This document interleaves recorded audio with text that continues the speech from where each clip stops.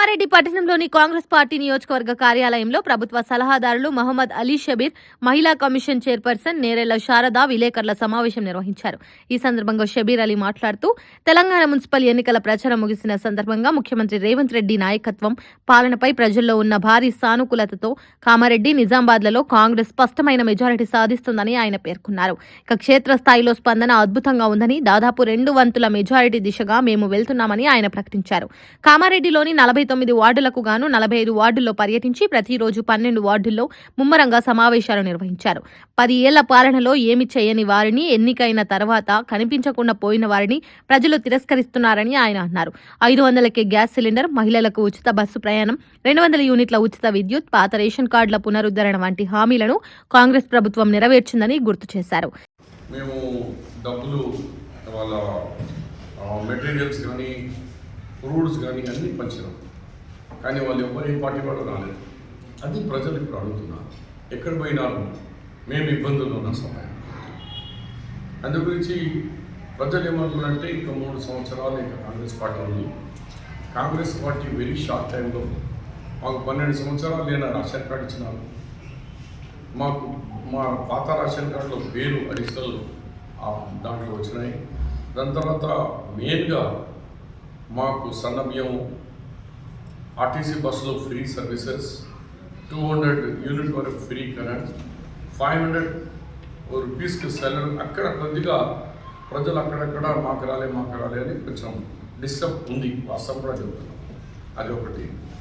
నేను ఎలక్షన్ అయిన తర్వాత గౌరవ ముఖ్యమంత్రి దృష్టికి తీసుకొచ్చి అది ఎక్కడ డిస్టర్బెన్స్ ఎందుకు అవుతుంది అది కూడా తెలియజేస్తాం.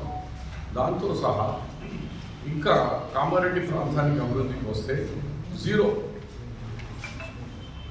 మళ్ళీ కామారెడ్డి అధికారంలో రాగానే నేను కొన్ని విధాలు దూరంగా ఉంది, అయ్యో దూరం ఉంటే నా ప్రజలకు అన్యాయం చేసినట్టయితా, నా మాతృభూమికి నేను అన్యాయం చేసేటైతా అని కూడా ఆయన శాంక్షన్ ఇచ్చేసినాను. ఉదాహరణగా ఇందిరాగాంధీ స్టేడియంలో ఇది ఇంకో ఇందిరాగాంధీ స్టేడియం, ఆ స్టేడియం ఇండోర్ స్టేడియంలో 8 crores రూపీస్తో దానికి ఒక మంచి stadium, 35 feet by 35 meter, 65 meter. దాంట్లో 4 షటిల్ గ్రౌండ్స్, దాంట్లో వాలీబాల్ గ్రౌండ్, దాంట్లో ఫైరింగ్ రేంజ్, ఇలాంటిది కొంచెం ల్యాండ్ తక్కువ పడుతుంది.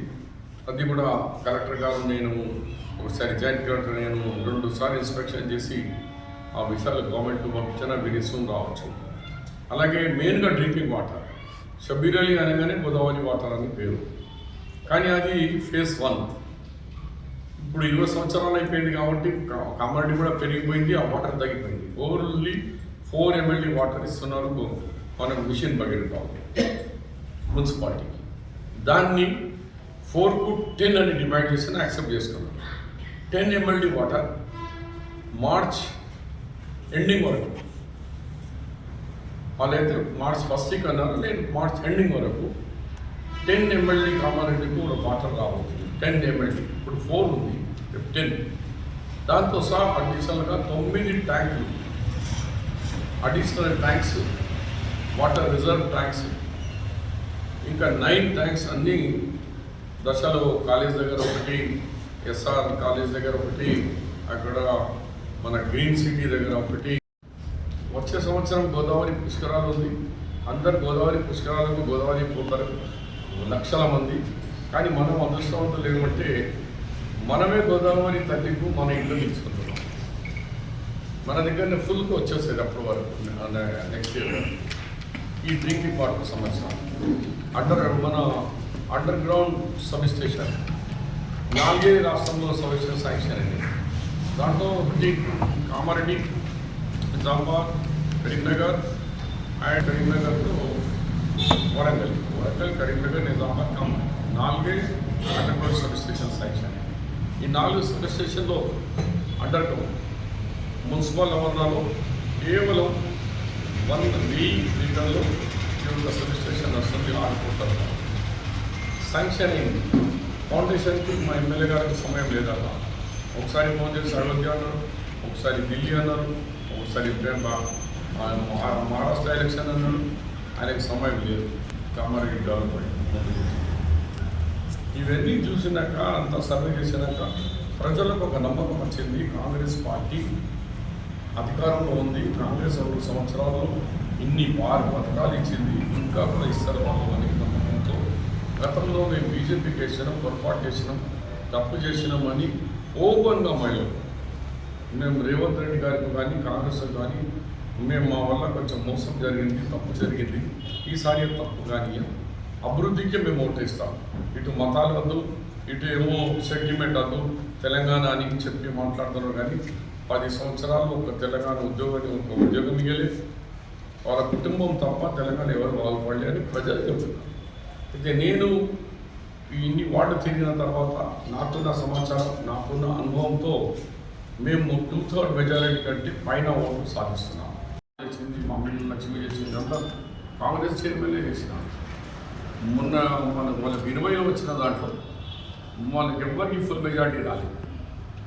వాళ్ళు ఇండిపెండెంట్లు కొంతమందిని పార్టీలో జంప్ కొట్టించి ఆ ఫామ్ చేస్తాం. కానీ ఈసారి మేము సింగిల్గా వితౌట్ ఎనీ లైన్స్గా 2/3 మెజారిటీ ప్రజల ఒక బలంతో, వాళ్ళ ఒక సహకారంతో కామారెడ్డి మున్సిపాలిటీ మీద కాంగ్రెస్ జెండా వేసి గౌరవ ముఖ్యమంత్రి గారితో ఇంకా అడిషనల్ ఫండ్స్ తెచ్చి దీన్ని ఒక మంచి మోడర్న్ సిటీగా అన్ని రంగాల్లో ఎడ్యుకేషన్ హబ్లో అన్నింటిలో ఇంకా దీన్ని డెవలప్ చేసేందుకు కాంగ్రెస్ పార్టీ ప్రయత్నం చేస్తుందని తెలియజేస్తూ మాకు పూర్తి నమ్మకం ఎల్లుండి జరగబోయే ఎలక్షన్స్లో ప్రజలకు విజ్ఞప్తి చేస్తున్నాం.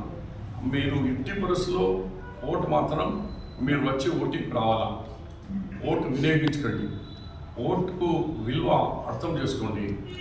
ఓటు మనం ఇంట్లో ఉండి ఓటు వేయకుండా అది నేరం అంటే అఫీషియల్ నేరం కాకుండా మన కుటుంబమే నేరం తిరిగి అవుతుంది. అది దయచేసి అందరికీ అప్పీల్ చేస్తాను. మీ ఇష్టం ఆడ చేసుకుంటారు ఓటు, కానీ మీరు మాత్రం పోలింగ్ బూత్లో రండి. మీ యొక్క అమూల్యమైన ఓటు మరి డెవలప్మెంట్ చేసే పార్టీ ఎవరనో ఆలోచించుకొని ఏ క్యాండిడేట్ బాగుంటుంది అని చూసి ఆలోచించుకొని మీ యొక్క అమూల్యమైన ఓట్లు వినియోగించుకోవాలని మీ ద్వారా, మీడియా ద్వారా, ఎలక్ట్రానిక్ మీడియా ద్వారా ఇప్పుడే మన మధ్యలో మన మాజీ ఉమెన్ కమిషన్ చైర్మన్గా శ్రీ శారదా గారు మరి ఒక టైం అయితే అయింది, కానీ ఒక నిమిషం మాట్లాడారు. ఒక అనేసి ఫైట్కి అందరికీ కథం మాకు తీర్చినటువంటి ప్రభుత్వం ఏదన్నా ఉంది అంటే కాంగ్రెస్ ప్రభుత్వమే. ఎందుకంటే కేసీఆర్ కట్టినటువంటి ఇల్లు ఎక్కడో మూలన పడిపోయాయి, పెంచులు ఊడిపోయాయి, అందులో వెళ్ళి ఉంటే కూడా కూలిపోతే అందులో మేము ఎక్కడ ఫ్యామిలీతో సహా చనిపోతాం అనేటువంటి భయంలో ఉన్నామని, దాంట్లోకి వెళ్ళడానికి కూడా భయపడుతున్నాం అనేటువంటి మాటలు చెప్పడం జరిగింది. కాబట్టి ఈ 2 రోజులు చాలా చాలా చాలా ముఖ్యమైనటువంటివి. ఎందుకంటే ఎవరైనా వచ్చి ఏదైనా ప్రలోభాలకు మిమ్మల్ని గురి చేస్తే ఆ ప్రలోభాల వైపు వెళ్లకుండా అభివృద్ధి అనేది ఒకటి గుర్తుపెట్టుకొని నేరుగా మీరు షబీర్ అలీ గారి ఇంటికి కానివ్వండి, వార్డ్ మెంబర్స్ ఇంటికి కానివ్వండి, కౌన్సిలర్స్ ఇంటికి లేదా చైర్పర్సన్ దగ్గర వెళ్ళి మీ సమస్యని చెప్పుకున్నప్పుడు ముఖ్యమంత్రి గారి దగ్గర నుండి నేరుగా మీకు ఫండ్స్ వస్తాయి. ఈ నియోజకవర్గం అభివృద్ధి చెందుతుంది, ఈ మున్సిపాలిటీ అనేది అభివృద్ధి చెందుతుంది అన్నటువంటి మాట గుర్తుపెట్టుకుంటూ ఇంతమంది లీడర్స్ ఉన్నారు. వీళ్ళందరూ కూడా షబీర్ భాయ్తో పాటు ఎప్పుడు ముఖ్యమంత్రి గారికి కలుస్తూనే ఉంటారు. కాబట్టి ఖచ్చితంగా మున్సిపాలిటీ అభివృద్ధి చెందుతుంది. కాబట్టి ఏ ప్రలోభాలకు గురి కాకుండా కాంగ్రెస్ పార్టీకే ఓటు వేసి కౌన్సిలర్స్ అందరినీ గెలిపించడంతో పాటుగా కాంగ్రెస్ పార్టీకి సంబంధించిన మున్సిపల్ చైర్పర్సన్ని చేసుకుందాం అనేటువంటి మాట మీ అందరికీ చెప్తాను. లైక్ చేయండి, షేర్ చేయండి, సబ్స్క్రైబ్ చేయండి. మరిన్ని వీడియోల కోసం బెల్ సింబల్ పై క్లిక్ చేయండి.